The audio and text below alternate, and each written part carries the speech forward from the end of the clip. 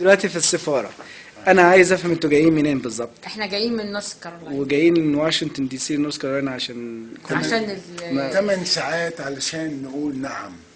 8 ساعات. 8 ساعات سواقه. انت جاي ماشي من الساعه كام؟ صحيت الصبح الساعه كام بس افهم؟ 9 الصبح. صحيت الساعه 9 الصبح. لا صحينا 7:30 8 وقمنا 9. ابتدينا نسوق ودلوقتي الساعه كام؟ هو 7 تقريبا و10. 7 تقريبا و10. وصوتوا كل ده علشان انتوا الاثنين بس.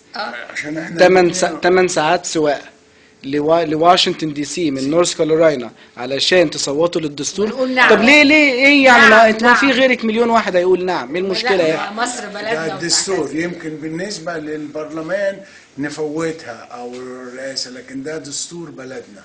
ما ماشي دستور بلدك ماشي، يعني انت ايه يعني؟ ما في مليون واحد هيقولوا نعم تانيين يعني غيرك في مصر. نزودها نخليها 1,000,000 واحد. الله يخليك، ده ايه الحلاوه دي؟ وانت يعني ما قلتلوش بلاش ومش عارف ايه، ولا انت اللي تزقتيه ان هو ايه؟ لا احنا عايزين. تعالى يلا نروح. لا احنا مستنيين، اصل احنا كنا المفروض هنصوت الكترونيك لغايه لما لغوها الكترونيك وقالوا لازم تروح بنفسك تتصوت.